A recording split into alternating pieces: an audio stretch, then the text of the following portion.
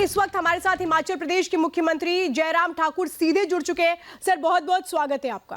जी धन्यवाद, thank you. Jairam Thakur ji, हर कोई यही जानना चाहता है, हिमाचल प्रदेश के लोग भी ये जानना चाहते हैं कि आज आपके प्रधानमंत्री के साथ जो बातचीत हुई है उसमें किस तरीके से समस्या के समाधान को लेकर तमाम पहलुओं को रखा गया। पूरे देश भर में जो कोविड की सिचुएशन आज की तारीख में हमारे सामने है, उस पर सभी लोग चिंता व्यक्त करते हुए कि समाधान की दृष्टि से इसमें हम कैसे एक दूसरे की मदद कर सकें और कौन कौन से ऐसे चीजें हैं जहां जिस क्षेत्र में जिसमें जो है एक दूसरे के साथ बेहतर कोऑर्डिनेशन के साथ केंद्र और प्रदेश काम करके जो है लोगों का जीवन बचाने में सफल हो सके।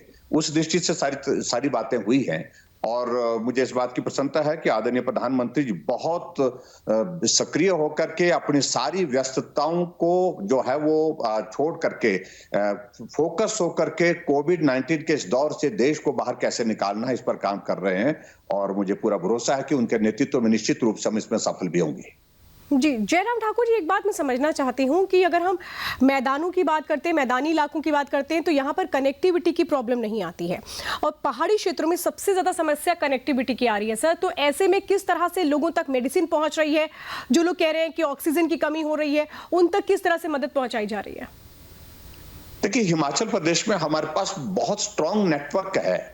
अब भौगोलिक दृष्टि से भले ही हमारा प्रदेश पहाड़ी प्रदेश है, थोड़ा कनेक्टिविटी के हिसाब से कुछ चीजों को लेकर के इशू हो सकता है, कुछ एरिया में हो सकता है, लेकिन फिर भी उसके बावजूद हिमाचल प्रदेश की हमारी 99% पंचायतें सड़कों से जुड़ चुकी हैं अब। और उसके बाद दूसरा, हमारा हिमाचल प्रदेश में कोविड-19 के मैनेजमेंट को लेकर के अगर हम बात कहें, हम बहुत सारे प्रदेशों से बहुत बेहतर हैं आज की तारीख में। दूसरे जो प्रदेश हैं, चाहे वो हमारे पड़ोसी प्रदेश हैं, चाहे बड़े प्रदेश हैं, उनसे बहुत बेहतर हैं। लेकिन फिर भी चिंता का विषय हमारे लिए यह है कि कोविड का दौर जो है ये पूरे देश को संक्रमित करके जो है वो चिंता में डाले हुए है, उसमें हम भी शामिल हैं। लेकिन फिर भी हिमाचल प्रदेश में दूसरे राज्यों की तुलना में अभी भी जो है मामलों में कमी है। हमारे अभी तक एक्टिव केस सिर्फ 11,000 के लगभग, 11,500 के लगभग है। लेकिन फिर भी पिछले कुछ दिनों में हमने देखा कि संक्रमण में तेजी आई है और इस वायरस और पिछले साल के वायरस में अंतर भी देखा, क्योंकि इसका स्प्रेड बहुत फास्ट है। स्प्रेड फास्ट होने के साथ साथ में दूसरा इसमें चिंता का विषय है कि नई जनरेशन में, यंग जनरेशन में ये वायरस बहुत ज्यादा फैल रहा है, बहुत ज्यादा पहुंच रहा है। ये भी एक चिंता का विषय है। जी सर, एक और भी बड़ी महत्वपूर्ण विषय यह है कि इंटर स्टेट कोऑर्डिनेशन की इस वक्त सबसे ज्यादा जरूरत है। इसको लेकर आप क्या कहेंगे? इंटरस्टेट कोऑर्डिनेशन के लिए अभी हमारा सभी राज्य, जो पड़ोसी राज्य हैं, उनके साथ हमारी अलग अलग विषयों पर बातचीत होती रहती है। लेकिन जहां तक सबसे बड़ी जो मुश्किल है कि अब की बार लॉकडाउन नहीं है।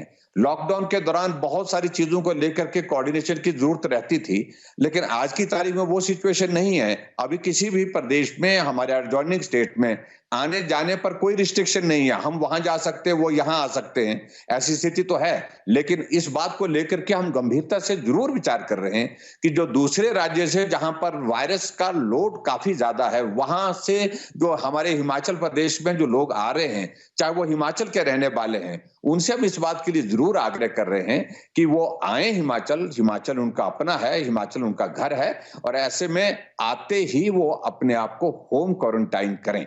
होम क्वारंटाइन करें और या फिर कोविड का आरटी-पीसीआर टेस्ट करवाएं, ताकि संक्रमण कहीं भी अगर उनके साथ आया है, वायरस आया है, तो उस वायरस को आगे स्प्रेड होने से हम रोक सके। इसके लिए हमने जरूर अपील की है, जरूर निवेदन किया है। दूसरा, जहां तक एडजॉइनिंग स्टेट के साथ आप बोल रहे हैं कोऑर्डिनेशन के लिए, जो हमारी सप्लाई चेन है इस वक्त जो है वो मेंटेन्ड है।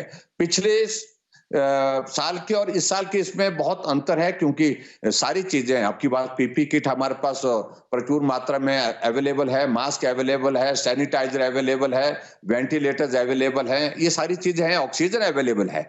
तो वो सिचुएशन तो नहीं है जो पिछले साल हमने महसूस की थी, क्योंकि उस वक्त इन सारी चीजों को लेकर के बहुत कठिनाई का दौर था वो। तो आज वो सिचुएशन नहीं है, लेकिन फिर भी जहां जरूरी लगता है, जैसे किसी जगह ऐसा लगता है कि कोई आदमी ऐसा वहां दूसरे प्रदेश का है और हिमाचल में है और वो कहीं बीमार हो गया है, उसकी उपचार के लिए वहां से मदद की बात आती है, तो हम उसमें मदद करते हैं। हमारा हिमाचल का आदमी दूसरे स्टेट में होता है तो हम वहां कहते हैं, तो दूसरी सरकारें भी मदद करती है। इस प्रकार के कोऑर्डिनेशन हमारे आपस में हमेशा रहते ही है। सर मतलब एक एक राज्य का दूसरे राज्य के साथ जो बेहतर तालमेल है वो इस वक्त जरूरी है, और आप हिमाचल प्रदेश जो है वो हर संभव मदद कर रहा है अगर किसी राज्य को किसी तरह की जरूरत है तो। सर एक सवाल मैं करना चाहती हूँ, क्योंकि आपने वैक्सीनेशन का जिक्र किया, यहाँ पर जो 1 मई से वैक्सीनेशन शुरू होने वाला है, 18 साल की उम्र के सभी लोगों के लिए ये वैक्सीन ड्राइव शुरू हो जाएगी, इसको लेकर आप लोगों की क्या तैयारियां हैं? अभी तक जो वैक्सीनेशन का अभियान जो चल रहा है पूरे देश भर में, उसमें हिमाचल प्रदेश में हम जो हमारा जो टारगेट है, जो शेड्यूल प्लान किया है, उसके मुताबिक हम बिल्कुल ठीक प्रकार से चल रहे हैं। अभी हिमाचल प्रदेश में 13,99,000 यानी कि लगभग 14 लाख के लगभग हमारा हिमाचल प्रदेश में हमारे जो है वो वैक्सीन का अभियान पूरा हो गया है। और जो नई एडिशन इसमें हुई है, जो अब 18 साल से ऊपर के जो हमारे यूथ को भी, उनको भी वैक्सीन देने का अभियान है। तो ये नई एडिशन है, उसके लिए जो हमारी रिक्वायरमेंट रहेगी उसको भी हम प्लान कर रहे हैं, और उस रिक्वायरमेंट के सामने को जो हम केंद्र के समक्ष रखेंगे ताकि वैक्सीन उसमें उपलब्ध हो सके। और निश्चित रूप से हमें ना तो वैक्सीन में कोई कमी आई है, ना किसी और कठिनाई आई है, और इसमें जो कोल्ड चेन हमारी वेल एस्टेब्लिश्ड है, मेंटेन्ड है, और उसे बेहतर ढंग से उसको हम कर रहे हैं। और हमने पिछले कल कैबिनेट में यह भी निर्णय किया कि जो वैक्सीन हम हिमाचल प्रदेश में जो लगाएंगे, ये फ्री ऑफ कॉस्ट करेंगे, इस पे हम कोई भी चार्ज नहीं करेंगे। और हमारे लिए यहाँ के हिमाचल के लोगों का जीवन महत्वपूर्ण है, इसलिए सरकार उस पर खर्च करेगी। सर एक सवाल मैं ये करना चाहती हूँ, हम देश भर में देख रहे हैं कि जिस तरह से ऑक्सीजन का संकट है, इसको लेकर जो लोग हैं वो कालाबाजारी भी शुरू कर चुके हैं, रेमडेसिविर इंजेक्शन को लेकर कालाबाजारी की जा रही है। हिमाचल प्रदेश में इन तमाम चीज़ों से निपटने के लिए क्या कुछ किया जा रहा है? हालांकि आप लोगों के ऐसी कोई खबर नहीं आई सर, लेकिन अगर इस तरह का कोई मामला है तो फिर निपटने के लिए क्या कुछ होगा? बहुत सख्ती की है, बिल्कुल इसको हम मॉनिटर कर रहे हैं, बहुत सख्ती से मॉनिटर कर रहे हैं। अब जहां तक हिमाचल प्रदेश जो है वो पूरे एशिया का फार्मा हब में नंबर 1 पर है, पहला सबसे बड़ा फार्मा हब हिमाचल प्रदेश में है।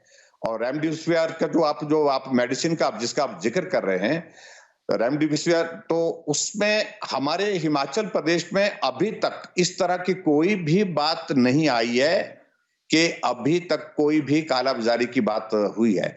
जरूर कुछ जगह इस प्रकार को उसको मॉनिटर करने के लिए केंद्र सरकार ने मैकेनिज्म डेवलप किया है, और जो डायरेक्टर जनरल जो है, जो हमारे केंद्र सरकार के सेक्रेटरी हेल्थ, उन लोगों ने हमारे सेक्रेटरी हेल्थ के साथ वर्चुअल मीटिंग की है, और वर्चुअल मीटिंग के साथ जो है ये तय किया कि इसकी मॉनिटरिंग जो है वो केंद्र करेगा, और उसकी एलोकेशन का भी जो है वो केंद्र ही तय करेगा, किस राज्य को कितनी देनी है, कि कब देनी है, ये सारी चीज को लेकर उस प्रकार से मॉनिटर करें। हम इसकी मैन्युफैक्चरिंग की दृष्टि से हिमाचल प्रदेश में जरूर प्रयत्न कर रहे हैं ताकि इसमें कमी ना हो, क्योंकि देश में इस वक्त बहुत ज्यादा जरूरत है इस सारी चीज। सर यहाँ पर आपने 3 बहुत बड़ी बातें कही कि जो बेड की अवेलेबिलिटी है वो हिमाचल में पूरी तरह से है, ऑक्सीजन की अवेलेबिलिटी पूरी तरीके से, और जो ज़रूरी दवाइयाँ हैं उनकी अवेलेबिलिटी भी पूरी तरीके से, यानी कि एक तरीके से माने कि फिलहाल जो स्थिति पूरे देश में है, हिमाचल में अभी वो संकट नहीं आया है।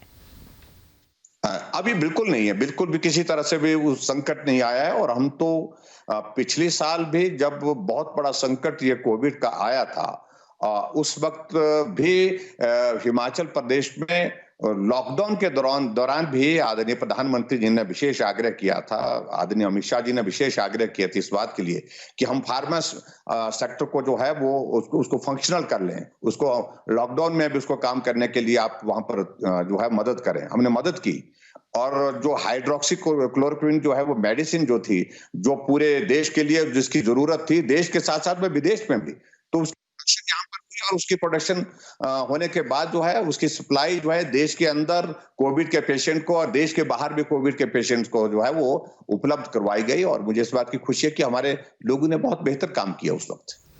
बिल्कुल सर, और इस वक्त हिमाचल प्रदेश के लोग आपको सुन रहे हैं सर, क्योंकि इस वक्त हर कोई डरा हुआ है, हर किसी के मन में बहुत सारे सवाल है। अगर आप उनको कोई संदेश देना चाहें।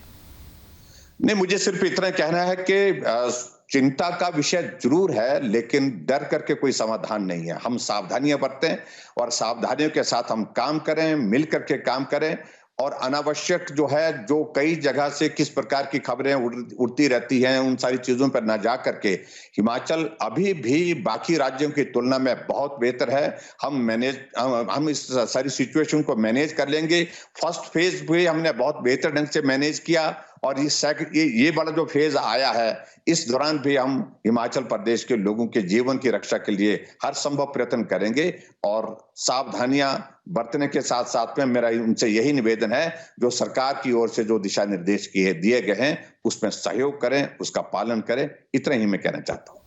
सर बहुत बहुत धन्यवाद हमारे साथ जुड़ने के लिए और इतनी तमाम धन्यवाद। बातों को रखने के लिए। बहुत बहुत धन्यवाद।